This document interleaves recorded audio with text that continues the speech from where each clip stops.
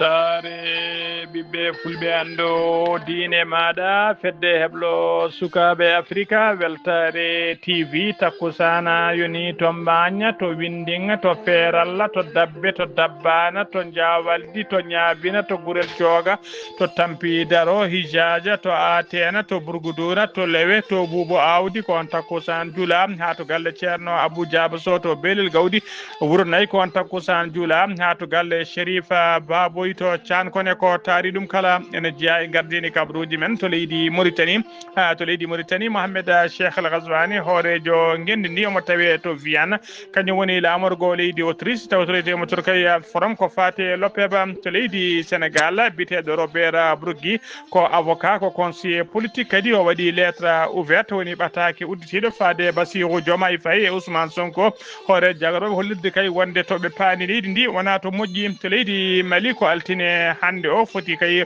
ko altine to leydi Mali ko altine hande o fuɗɗi ko fate kawgel brevet tawi ko brevet technique woni koɓe mbiyata BT A1 e D o kala fodde 49 ujunere temedde joyi jeegom élève ɗum woni tigui ɗaftodiroɓe guel ɗon kawguel nder jokli leydi he kala kedde afrique may jabbo Alassane Oumar Bothia habruji men joolam jaɓeri may jaa guerre hakkude Israël e Palestine kalene guerre kadi hakkude Israël e leydi Iran bisimilla mon e kirki hotodirte joni piren pacciren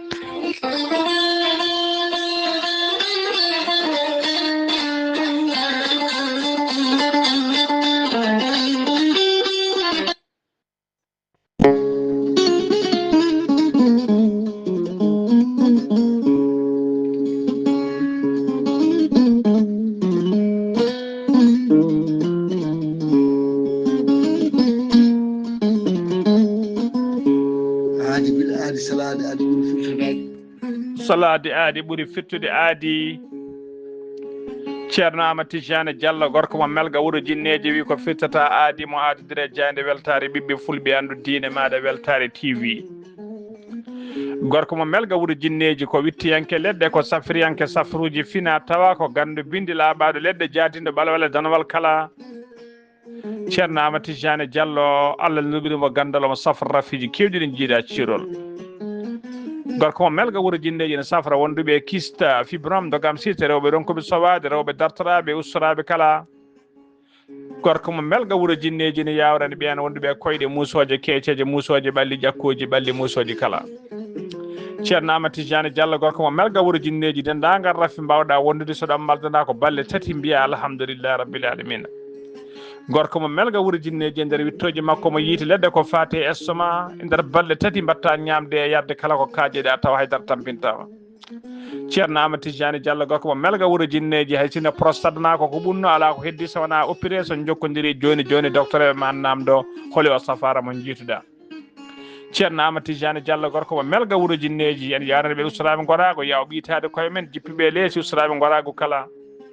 e on fannu mo jogui leɗɗe façon ngaji ɗiɗi hen façon goto wiyete ko meeɗi moosa fannu goɗɗo o wiyete ko yeddi ƴeewa gorko mo melga wuuro jinneji ne tawi oɗon saaha joni to Nouakchott lamoto ko gendi Mauritanie to kala jiɗɗo jokkodirde makko numéro makko téléphone mbatta ko 46 94 21 91 ko numéro makko appel kadi ko numéro WhatsApp numéro makko leydi France kadi ene golla WhatsApp o ne golla ha no hannirta ni ko 00336 04 66 27 ceerno Amadou Tidiane Diallo gorko mo melga wuuro jinneji base makko ne tawe to Dakar en tawi ɗon miñi ko ne wiye ceerno Abdoulaye Diallo numéro mum 77 714 94 15 gorko mo melga wuuro jinneji base makko ne tawe to Dagana ha to Rosso Mauritanie kala en tawi ɗon miñi sehil makko ne wiye ceerno Amadou Dia gorko mo leeraɓe numéro mum 77 537 79 28 ceerno Amadou Tidiane Diallo ko laaɓɗo reedu kommalaɗo hune konne wiɗo sanne mbadden dando faade makko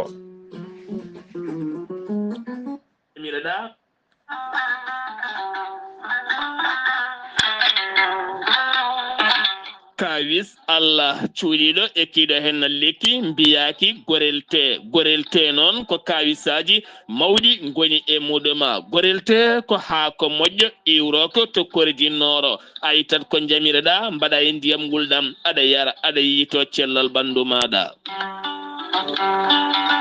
gorelte ko haako moƴƴo ala rewam ala effet a wulnat tan an jogiiɗo caɗele AVC jogii caɗele cardiaque tension ɓanndu jaaɗol tuƴiiɗo mo yahata jama ni juma ni jokkoyde en ɗam mo nanngata taare janoowo yogay rafiiji keewɗi kala gorelte ko kawis mawɗo tan woni e muɗuma an jogiiɗo ƴiye muusooje ɗaɗi ɗi dongnata ƴiiƴam kala mum de sa jokkondire gorelte ma wi alhamdulillah gorelte heewɓe hutortoɓe ɗum kolliti jiiti men koye mumen on mo nanngata taare yogay rafiiji goɗɗi kala sa yehi to Google a waɗi www.gorelte.com ma janngan hoore maɗa kala muɗuma so tawi ko tongoɗe gorelte jiɗɗa heɓde beele mbawa jokkodirde e mabɓe so tawi gonɗa koto Espagne jokkodirta koye Amadou Touré mbatta ko plus 34 643 29 22 96 so tawi noon gonɗa koto Belgique jokkodirta koye Monta Samba Ba mbatta ko plus 32 466 17 00 52 so tawi noon gonɗa koto Sénégal Mbour jokkodirta koye Seydou Ndaw 77 388 21 88 so tawi noon gonɗa koto Ndendori ene tawi nder leydi Sénégal jokkodirta koye Salif Diallo mbatta ko 77 901 74 67 so tawi noon gonɗa koto Kaolack jokkodirta koye Khadidiatou Guissé 77 693 55 12 so tawi noon gonɗa koto Jimbe jokkodirta koye Amadou Thiobana mbatta ko 77 428 85 88 so tawi noon gonɗa koto leydi France jokkodirta koye Harouna Ngayda 06 50 99 64 43 musidɓe tedduɓe gorelte e jeese men eɗen daña hen jama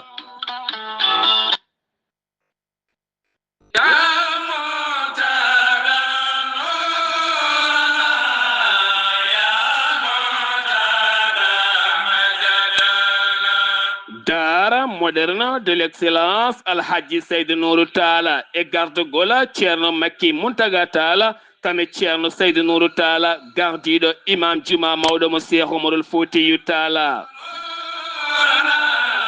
Dara moderne de l'excellence Alhaji Seydou Nourou Talla kodduɗala keptinangala fannu jangin alquranil karim français anglais informatique kami éducation de base e nder leydi Sénégal hay bowal leydi ndi Sénégal kala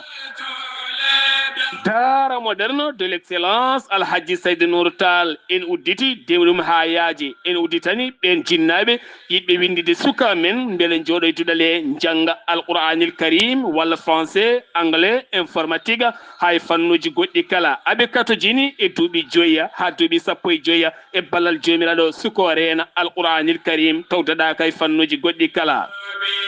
Dara moderne de l'excellence Alhaji Seydou Nourou Tall udditi dewnu ha yaaji ngam binditagola ko fate cours de vacances onon jinnaɓe wonɓe nder leydi Sénégal ha e bowal leydi ndi kala yiɗɓe windide suka men beele jangga alquranil karim e nehdi e fannuji goɗɗi kala Dara Bunnourou gila golewru sien udditi demude muma ko fate binditagola bisimilla mon gila hewani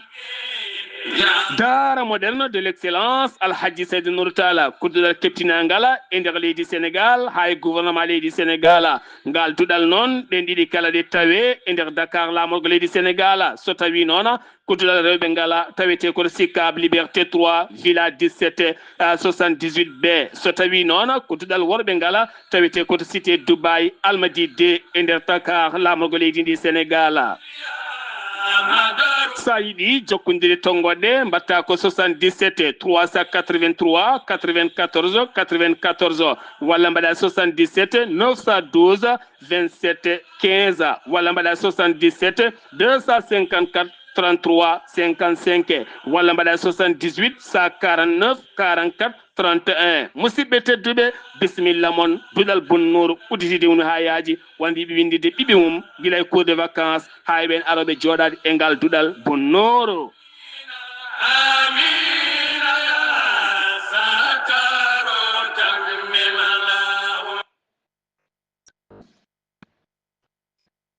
kettode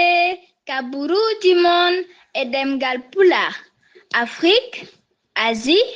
Europe, Amérique, Moyen-Orient, Océanie.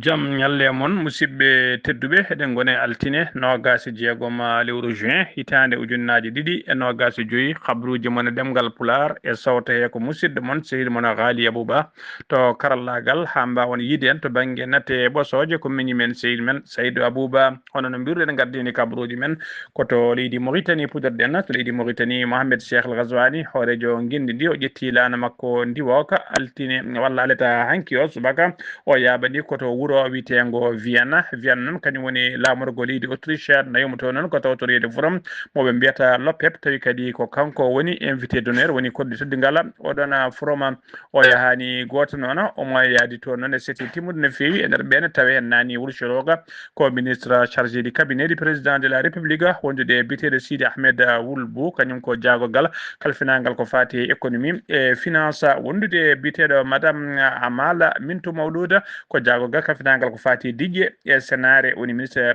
de l'hydraulique et de l'assainissement wondude professeur Kanna Bokar kañum woni ambassadeur joɗaniɗo leydi Mauritanie toon to Berlin e nder leydi Allemagne wondude biteɗo El Hassan Wul Ahmed kañum ko directeur de protocole d'état ko ɓeɗo woni ɓe o yaadi toon to Vienna e lamorgo leydi Autriche ha joni ko leydi Mauritanie kedoɗen lana joyaɓa taw ko gartirka ɓen hajjiyankoɓe leydi Mauritanie ka juurima aleta hanki o 15 lewru juin to bowallade diwoje ngal si nokcoto ɓe koliri noon kamɓe hajjiyankoɓe ɓe koliri weltare mabɓe mawde no fewi ɓe jetti ɓe jani ɓe jetti ɓe jetti kay ɓe jaari gueno kayya gueno kayya dokkuɗoɓe fartange wawde yaade dow jaam ɓe garti kadi e dow jaam ko noon kadi ɓe jaari horejo leydi ndi Mohamed Cheikh El Ghazouani caggal kayde rokki yamirore kay ha timminde ɓe mbawata toppitede gueɗe mabɓe kala de toppita hano hannirta ni ɓe jetti kadi ɓe jaarni jagogal leydi ndi kalfinaɗo ko fate gueɗe diine e ko fate jangde lasli wondude kadi ko noon jettore mabɓe faade Royaume Arabie Saoudite kay e dendagal deɗɗude kay e dendagal service aji ɗiɓe keeɓi toon tawi ko service aji timmudi haydara ala koɓe ngakkira toon ko leydi Mauritanie ha joni keddoɗen tawassul woni rassemblement national pour la réforme et le développement ko landa dawrugol wiyete noon tawi kadi ko landa lunda landa ka noona ko woytima no fewi kay tiidgol gurdam e oɗo saaha joni e nder gendi Mauritanie e oɗo saaha kay ɓe kolliri nder leydi he kala e nder jog leydi he kala ɓe kolliri gurdam ndi satti no fewi cogguji gueɗe ñameteɗe e gueɗe ɓurde hattojinede kala cogguji mum ngabbi no fewi kay ɓe kolliri kadi service aji ɗi base leydi ndi barkinani haydara hen kay ala ko moƴƴi foof nana yatira caggal ɓe cuutiɗi ɗon konguɓe cuuti konguɗi ɗi noon koye nder session ordinaire mabɓe moɓe jooɗino aleta hanki o bureau tawi kadi ko bureau politique jooɗino bureau politique landaka noon erima laamu ngu nde waɗata kay assuré responsabilité mum ha timma e condition ngaji kay ko fate condition ngaji guuraɗi e oɗo saaha joni kay tawi kadi ɓe mbasa futtinde guite kadi e hofde juuɗe mabɓe ɓe muuɗa mum koɓe ndeeƴe ɓe daara ɓesgude tewne tampere ene tigui ne torloɗe lorani ha joni ko leydi Mauritanie kedoɗen asetta ɓinnuɗo o to kay hayɗi yuɓɓini tawi ko kolol ɗiɗi bolo woni deuxiéme édition festival mabɓe ɗi mbiyata pêche traditionnel woni tigui festival tawi ko cuɓlagu e nder kay hayɗi ñalɗiɗi noon tawi ko ñalɗi cuɓlagu e nder kay hayɗi titode mabɓe hikka noon wonno ti koko wiyete koko wiyete l'unité nationale et la solidarité sociale ko ɗum woni titode mabɓe hikka nde hono Housseynou Wul Meddou kañum woni jagogal kalfinagal ko fate des arts la communication de relation avec le parlement ko kanko kadi woni porte parole du gouvernement woni joguiɗo konngol laamu o liri weltare makko mawde no fewi e oɗo festival kay oɗo ɗum noon ko kay feeto o liri ko fête de la culture kono kadi ko fête économique o addi kay o holliri kadi wonde ko fête histoire o holliri noon gorgol ko région tambiɗo kay fannuji kewɗi to guila e fannu économique ha e culturel kala e nder leydi hen Demba Ndiaye kañum woni maire commune de Kaydi on ne holliri hen weltare mum mawni no fewi caggal kay nde o bismi dendagal hoɓɓe kay arnoɓe kay tawtorede festival o guila ka haydinaɓe ha e nottiɓe hen kala e laamu ngu e totteji waɗ kala o yettiɓe o jarniɓe kanko maire noon holliri kay wonde oɗo festival woni muuji mum surtout ko wadde yimɓeɓe kay sensibilisé woni famminde yimɓeɓe kay ha paama holko woni kay unité nationale ko ɗum tigi woni mujibu nde ɗon walla mbiyen oɗon festival ha joni habruji men ɗemgal pular sen mima to Kahayri ko ɗon taccirten ɗe maayo Kahayri payen toon to leydi Sénégal to Sénégal jamma aleta hanki 15 lewru juin ina wiyata altine hande o 16 ko jangu tawi ko jangu wuyɓe jogitiɓe woni tigi voleur de main armé kañumen tigi waɗi ɗum waɗi e dow lawol tawi ko hakkude kay to ɓe mbiyata hakkude to wiyete Koccari hakkunde to wiyete Koccari e Bala ene tawe nder département mo Goudira ko sagataɓe tati noon buumiɓe jeesi men ha kay jiyatake woni en kagule ko kañumen kay tawa kadi en jogui petelaji men kañumen paddi auto transport en commun tolno wuuro witengo Darou Ndiofena ɓe telli noon dendagal passager ji ɗi kala wonnoɓe auto e nden ɓe ƴetti auto o ɓe ƴetti ko fetelaji mabɓe kay ɓe tukki e chauffeur he ɓe mbi so wi sukara ne weeli ɓe nawa ɗum lakara ɓe mbi chauffeur o ne jippoto dendagal passager ji ɗi kala ne jippoto ko ɓe larwi dendagal auto o kala koɓe tawno hen e koɓe tawno e passager ji foof ɓe jaadi hen ha laaɓi kene qima noon koɓe jaadi ko ene qime kay ha valeur fodde kene wona 1 million taw ko franc CFA nden dadiɓe ɓe dotti men aɗiɗen mbawi dottade hen mbaɗi constat mumen ɓe udditi hen kadi loskoji beele huyɓe waɓe ni kay huyɓe en mbawa fawede juuɗe beele kadi gueɗe baade ni ene natta wadde ha laaɓa e nder oɗon diwan ha joni ko leydi Sénégal keɗoɗen jeyana toon to Kolda to falde Kolda biteɗo Oumar Diallo biyeteɗo Oumar Diallo ko imam juma legal bitegal Medina Sharif perlela ngala Kolda ko kañum de tawano ene barmina sara boutique goto tawi koye waɗɗani galle makko ko livreur woni tigui gaddowo ɓuuru ne livre boutique aji subaka kañum tigui iɗi yidemo yesso boutique goto tawi kadi tawi kono woni hakkude wuurɓe e mayɓe ko kañum noon findini noddu joom bitig o nden joom bitig o ari wawi jimde makko heptinima ko ɗon tigui kanko livreur o e joom boutique o ɓe mbawi noddoyde ɓi imam o tawi ko ɓi ko afo nden ɓe noddi on ɓe mbawi kaynodemo galle ko adi koɓe nawma to suudu safrirde koye lawol noon ko addi komo yetto juuɗe safroɓe ko hen tigui o wasi fittandu makko ko hen tigui o wasi fittadu makko goski makko noon nawama to morgo gosku makko goski ki noon nawama tigui to morgo koreji makko noon e famille kala garino kay gam yidde ƴettude goski ki walla kay gam yidde wadde wirwirde makko e saaha kay ɓe gonno e loddemo ko ɗon tigui gendarmeɓe mbawi tigui tawa ko gendarmerie ko nden tigui tawi ko gendarmeɓe noon mbawi tigui arde notitade hen ɓe mbawi tigui dartinde ko fati e ɗuɗgol saabu kay teskama e tigui e less reedu makko walla e golla reedu makko ne waɗi tigui gagnande mawde no fewi yonde mawde no fewi hollide tigui wonde fittade makko koko itta ko barar ko ɗon tigui gendarmeɓe jaɓiri tigui goskine nawte hôpital régional mo Kolda beele autopsie ene waɗe hen ko altine hande autopsie fonno waɗede beele ne ande kay holko warimo kadi ko woyani so yiyama tigui yitama laaɓi ne woni tigui jam fodde 1.4 métre hakkude mum bidiki nde sikka tigui ko ɗum woni arme de crime woni ko kin laaɓi foti yoɓade fittandu makko ha joni ko leydi Sénégal keddoɗen kawgel baccalauréat tawi ko baccalauréat technique fuɗɗima altine hande o subaka to lycée technique industriel e migné mo Mamba Gouray Sy to Kédougou ko hollirama noon hitande hikka nde noon ko 200 e neɗɗo goho kañum 200 e neɗɗo goto ko waɗi candidat windeteɓe kay e guel ɗon kawgel hen jeenayi ɓen 200 e goho ɗon windeteɓe jeenayi mabɓe kay teskama notitaki ñalawma hande o tawtoreɗe guel ɗon kawgel ha joni ko leydi Sénégal keɗoɗen dow lawol jawgol joɓetegol woni autoroute péage tawi kadi ko dow axe axe kay umade Kër Mbaye Fall faade ko wiyete Jama Guéne teskama tigui subaka altine hande o 16 lewru juin teskama embouteillage kulɓiniɗo no fewi ɗum saabima noon ha autoji dartodiri kay tukkodiri woni ko wiyete bouchon on bouchon noon yeehi fada autoji autoji kay deggodirɗi darti ha wona fodde kilométre uji jeeɗiɗi taw ko autoji doggol autoji ne deggodiri kay ɗen daari gam kewgol embouteillage woni ko wiyete bouchon saabi ɗum noon ko hewde kay artoɓe ko yimɓe hewɓe kay yanoɓe tawi ko yanoɓe julde julɗe men taske wonɓe artude oɗo saaha joni taskama kadi wol golle gonɗe gollede e dow oɗon oɗon tronçon autoroute wol golle gonɗe gollede hen hono responsable ji autoroute on noon ina jafno dendagal ɓen usage ji kala woni tigui joom autoji e sofreɓe kala eɓe jafno ɗumen kay eɗe noon caɗele keɓari hen eɓe jetta kadi ɓen kay ko fati e muñal mumen ha joni ko leydi Sénégal keddoɗen accident musɗo waɗi alata hanki sappo joyi ya lewru juin sanga 16h30 woni 4h30 to kera Mora Diop non tawe sappo joyi kilométre hakkude mum e Louga ɗum waɗi ko dow lawol Saint-Louis ko auto transport non transport en commun ko auto transport en commun noon o ka tawi kadi ko auto transport en commun inniraɗo kay moɓe mbiyata Cheikh Chérif ko ɗum tigui auto winda e mum ko noon kadi auto wiyete Cheikh Chérif ko on kañum de felɓodiri e auto personnel tawi kadi ko excès de vitesse saabi oɗon accident woni tigui dogdu fakkinde no fewi hay goto wasani hen fittade mum kono kam teskama jolnoɓe autoji ɗiɗɗi kala kamɓe kala ɓe mbarmi hen e nder ɓen barmoɓe noon hen joyi ɓuuri tampude tigui ene tampino fewi namama to hôpital mo Louga ha joni ko leydi Sénégal keddoɗen hono no mbirɗen en gardini kabaruji men Robert Bourgui ko avocat kadi ko conseiller politique o waɗi ɓattake makko woni ɓattake udditade woni ko wiyete lettre ouverte on lettre noon fayi kay o faadi ɗum koye Bassirou Diomaye Faye hoorejo leydi Sénégal e Ousmane Sonko hoore jagorde makko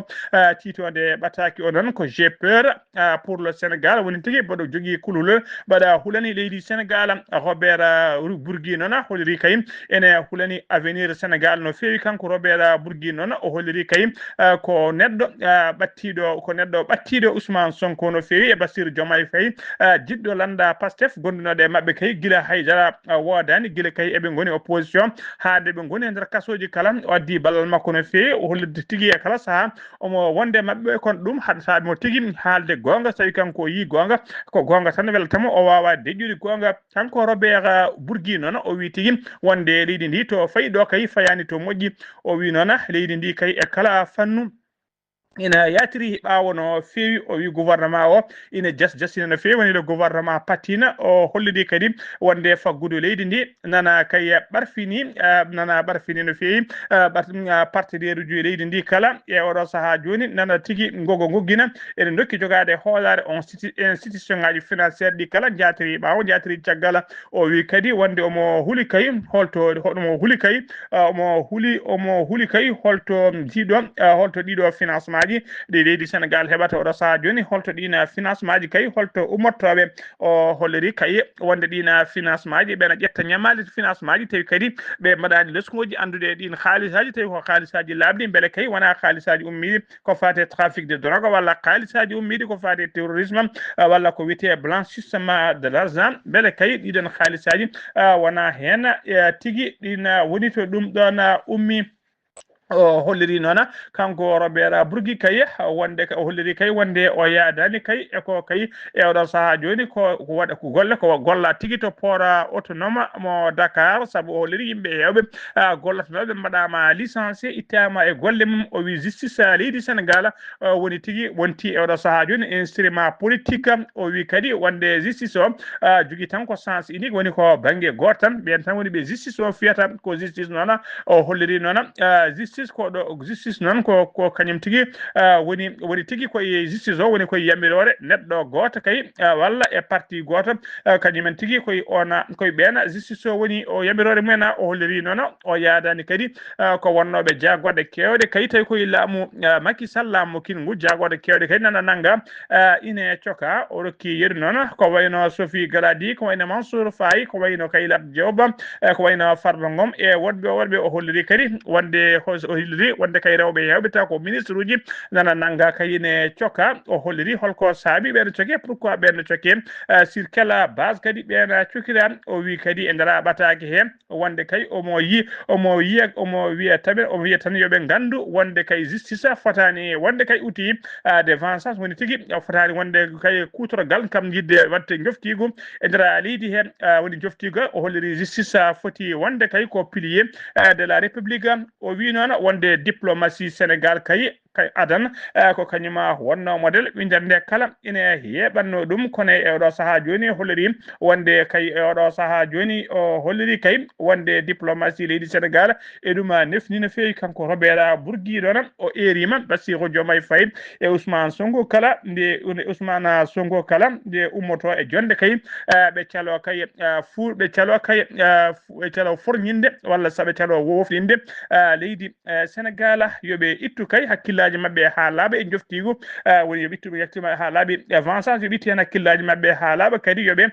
gandu ma ñalawma goto ara kamɓe koye mabɓe koɓe ñaweteɓe hay sinno kay partenaire uji mabɓe ñawaniɓe woni partisan ji mabɓe ñawaniɓe ma histoire kam ma ñawɓe ha no hannirta ni o gayniri ɓattake makko noon ko wiide kay wonde haydara ala ko ɗamini e nguɗo laamu kesum haydara ala ko ɗamini mabɓe o wi kadi wonde kay guila aduna diida faade ñalawma hande guila commerce fuɗɗi kay faade oɗo saaha joni ñalawma hande o hay goto meeɗa yiide kay o holliri hay goto meeɗa yiide basɗo ene wurna galo hay goto kadi yiiɗa meeɗa yiide basɗo ene créé ko wiyete emploi holliri ko galo kay kañum heewi ñamminde basɗo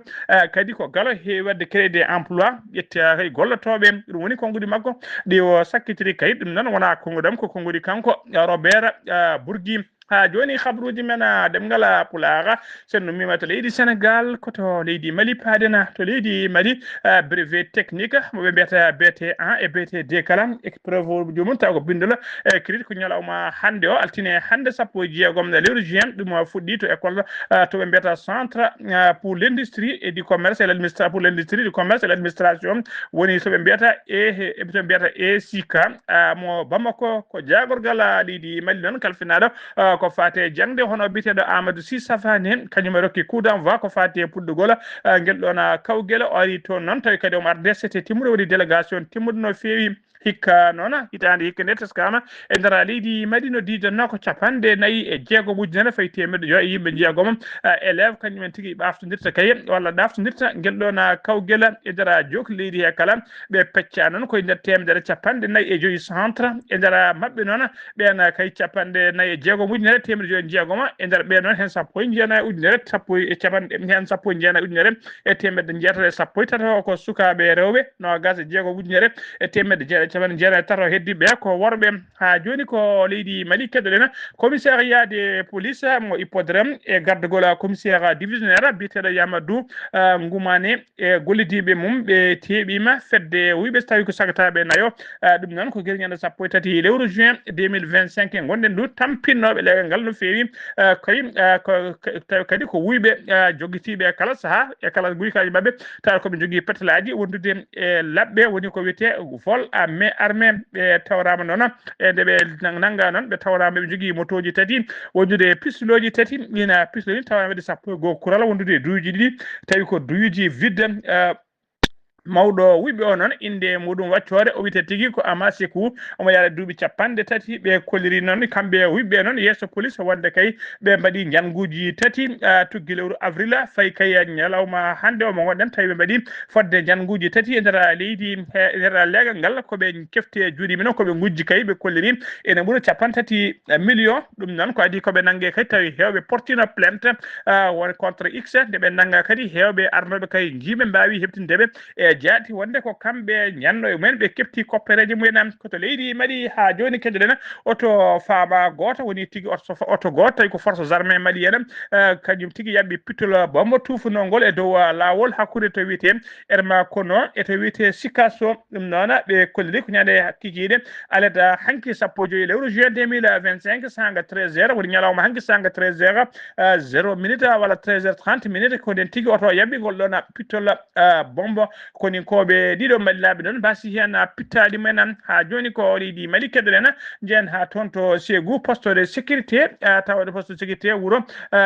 Pelengana tawatego kay e nder région de Ségou kañumen keeɓi jangu tawi ko jangu seɓɓitiɓe janno e mabɓe kala fama noon holliri wonde dartima no dole mum ponno wawi kay riwtudeɓe tawi kadi ko ballal renfort moɓe noddunoɓe mbawi riwtude kay ɓena seɓɓitiɓe ha mbawi yatirde ɓawo fama holliri on e oɗo saaha joni kay ko kañumen keeɓi polgu ɓe kalani noon bilan tawi waɗi mayɓe walla barmuɓe to banggue ɗiɗi kala haydara hen ala koɓe kaali ha joni ko leydi Mali keɗoɗen médecin colonel sapeur pompier biteɗo Cheikh Fanta Modi Kone o kañum tigui holliri e nder yooleyru wannode hitande 2024 woni inondation ngaji bannude 2024 e nder leydi Mali caggal kay yimɓe wasɓe hen pittali men e yimɓe barmunoɓe hen o holliri kay wonde leydi ndi laamu leydi ndi perdi hen fodde 1,5 milliard tawi ko français fa tawi kadi koye état malien woni mo perdi ɗuma o haali ɗum noon koye saaha kay jonde joɗinode heblanade ko fati e ndungu haɓade kay yoolade fittude kanifoji heblanade ndungu hikka ngu ha tengti noon e dara Bamako lamorgo leydi ndi ɗen jonde noon ko balɗe ɗiɗi wonno ñande sappo e ɗiɗi e sappo e tati lewru juin 2025 habaruji men demgal Pulaar kedde Afrique jabboɗen ko musidɗo men seydi men Alassane Oumar Mbodj gorko mo Sara Dogo. Alassane Oumar Mbodj a salminama. En calmitima Gali Abouba, en calmini dendagal hettiyankoɓe Ayawo TV. Habaruji men ɓuuri tengtude en dongre Afrique e ñalawma hande o puɗɗoɗen ko leydi Mali toon dey ene wayno to banggue rewo leydi Mali to dey ene wayno ko deƴƴal e oɗo saaha fuɗɗima artude toon hakkude kay nanggodiral toon bannogal to ngal guila ñande aljumare sappo e tati lewru korse ujunaji ɗiɗi e nogas e joyyi taw ko hakkude coalition taw ko ɓen mo armé mo leydi hono Mali kañum e Afrique Corps ex Wagner en ɗum noon ene wayno rebelle aji ɗi taw ko front de libération taw kode Azawad FLA ɗum noon ene wayno dey ɗiɗon taw kadi ko nanngudere bannoɗe hakkude toon kadi wawi kadi addude kadi caɗele mawɗe no feewi taw kadi ko toon to région hani e ɓen taw kadi ko ɓen kadi seɓɓitiɓe mbawi kadi wiide wonde ko kañum en mbaɗi gueɗe toon ɗe combat ji gonɗi toon ɗi taw ko nanggodiral hakkude maɓɓe ɗum noon e oɗo saaha noon ene waɗa dey ɗum ustima toon hano feewi Guinée toon to Guinée ene waɗa dey kono chef hono taw ko gardiɗo hono laamu ngu taw ko Guinée to taw ko général Mamadou hono Doumbouya ɗum no ko ene wayno ko Guinée Conakry ni ɓe mbayyini wawde kadi wadde koto wiyete hono direction taw ko général ko fatti kadi ɗin suɓgoji ɗum noon ɓe mbi wonde noon ko mbawa yuɓɓinde ɗon e nogasi e goho lewru septembre fandu arde ko fati hono référendum maɓɓe koko fati noon e taw kadi ko nouvelle constitution maɓɓe ene wayno noon toon to Nigéria e caggal kay janguji bonnoɗi toon ɗi ha waɗi ko ɓuuri yen hewde dutti kadi e jomumen toon taw koye état moɓe duttirta hono Benin taw kadi waɗi taw kadi ko diñoji e mawɗi no fewi manifeste kaji ɗi eɓe bo yimɓeɓe wadde toon ene wayno de police ñande kay aletare hon toon to Makurdi to nde ko capital tawata ko oɗon état e nder lamorgo walla nder hakkude leydi hono Nigéria to nde ene wayno police kadi wawi kadi sardeɓe e sakdeɓe ngam kadi wiide wonde koɓe kadi mbaɗata ko kañum en jadani e ɗum ɗon toon to RDC Congo to nde ene wayno ko toɓo kay wawi kay arde toon ɓe toɓama no feewi ñande asetare ɓennuɗo nde ha waɗi kay kadi ko bonni to fewi toon to Kinshasa ɗum noon ko république démocratique andi de Congo waɗi noon ko famɗi foof sappo e jeenayo duttima hen e jomumen taw kadi ko waɗi kadi dégâts ji ɓurɗi kadi bonde toon ha wawi kadi nawata kadi tawde ko capital tawde ko wonande tawde ko toon to Brazzaville hay toon kadi ono memama toon ko fate ɗin toɓɓoji ene wayno dey ko ɗum yilliɓe e ñande asatare ɓennuɗo de Ghali Abouba ko ɗum dey wonno ko tonguɗen e dongre Afrique e ñalawma hande o taw wonno koye dande musidɗo moon Alassane Oumar Mbodj gorko mo Sara Dogo ngam weltare Ayawo TV goyodi ala ndaranam mbiye kar machallah goyodi ala ndaranam mbiye kar machallah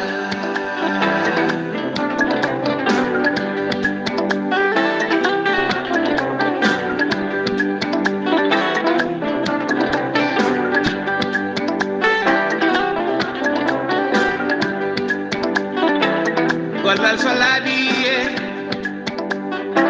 golle mane lafti ɗum tagi anduɓe ceedima golle maɗa e balle ma ɓiɓe Afrique naɓe ceedima aɗa laaɓiɗe ɗo e golle ma jarama makam kutima jarama makam Couture Mbaye jarama Alassane Oumar Mbodj ko noon kadi jarama Yaya Ndiaye golle mon jooɗi peewi habaruji men joolam jaɓɓede koto leydi Palestine puɗɗoɗen la défense civile mo Hamas ɓe kolliri kay ñalawma altine hande o ko wonde ɓe mbarnama yimɓe nogas tawi kadi ko jamude ɓe woni civil en ɓen waraɓe noon kamɓe foof kay ɓe gonno ko yaade to centre tawi koto balle rokkete ƴamɗe ƴewde guura kay ko nden tigui ɓe tigui koninkoɓe leydi Israel joore mabɓe pettoje e kuure e pettoje ɓe kolliriɓe nogas mbasi en pittaɓe men fodde kadi kene ɓuura temedde ɗiɗi o neɗɗo mbarmi hen ɓe paano noon koto centre to wuuro Rafa ene tawe e noon centre aide centre ballal ne tawe donc toon tigui woni toɓe paano ha joni ko kabaruji men demgal Pulaar Israël Iran Israël kay e Iran nana jokki kay ayidirde bomboje missilaji altine hande o kadi sappo e jeegom lewru juin 2025 teskama noon ɓe tigui ɓe ayidiri missilaji no fewi altine hande o Israël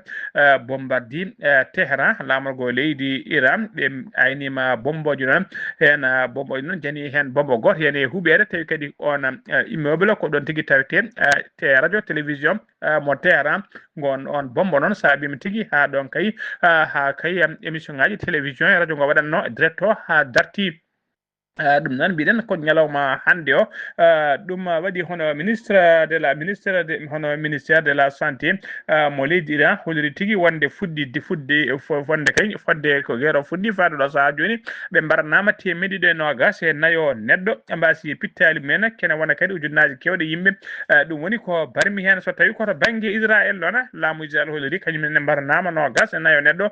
ɓe mbarminnama kadi temedde hewɓe yimɓe hewɓe taw temedde woni ko barmina toon